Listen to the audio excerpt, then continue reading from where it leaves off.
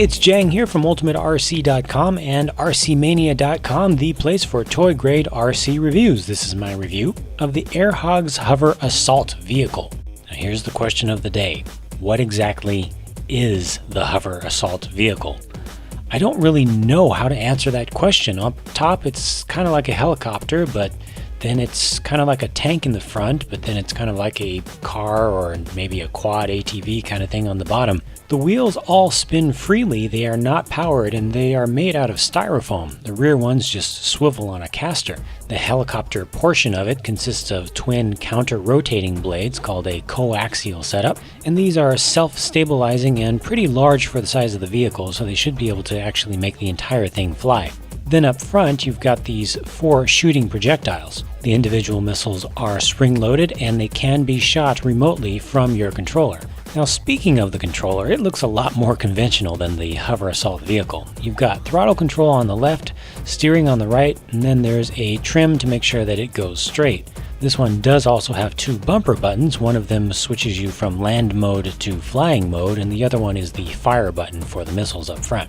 Typical for Air Hogs stuff, the controller does double as a charger, and it's got a little charging jack right here that you plug directly into the Hover Assault vehicle. And then on the back, you've got a little bit of a surprise in the form of 4 extra missiles. Always good to have extra ammo on hand. They do give you a couple of targets to shoot at, but they're pretty basic, kind of weak, little fold-up paperboard things.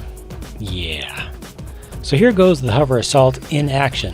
Now, like I said, it is not powered at the wheels. All of its power for moving around, even when it's on the ground, comes from the helicopter blades up top. The rotors are actually tilted a little bit forward, so when they're going, they're giving you a little bit of forward thrust all the time. For steering, it just alters the relative speeds of the top and bottom rotors. Remember, they are counter-rotating, so they're going in opposite directions, so if you turn off one, you'll spin in the opposite direction. It's a little hard to drive as a land vehicle, but not too bad. Now, in the ads for this thing, they show that when you come up to an obstacle, you can just smoothly hop right on over.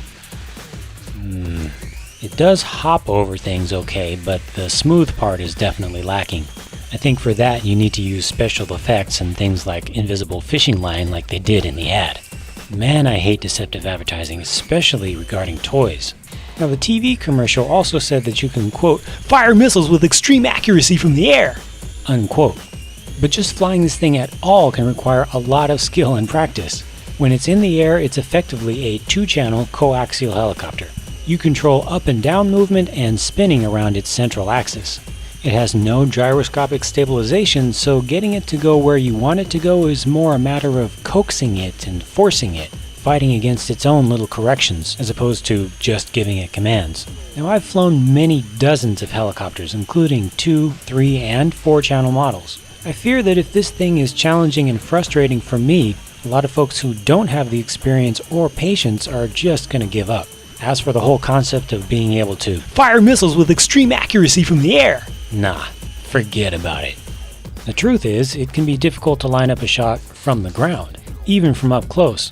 Because of the way it's propelled, the Hover Assault does not have the ability to make fine aim adjustments. It wants to either spin in place or move forward slightly while turning slightly. Practice helps a little bit. Being on a smooth, low traction surface helps a lot, but in the end, you do kind of have to rely on luck.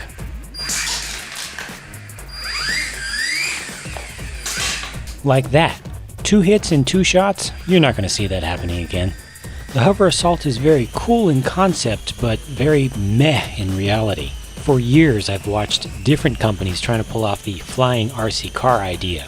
It doesn't look like Air Hogs is going to be the one to finally get it right, at least not this time. The price of the Hover Assault is pretty reasonable for the potential entertainment value that's here. But I can just imagine too many younger kids who are full of energy and not too patient getting tired of trying to control this thing. They'll hold it in their hands and just use the missile launcher function until they get tired of the half-hour battery recharges. Sorry, really not a fan of this one. Regardless, thanks for watching this review. I hope that was informative for you.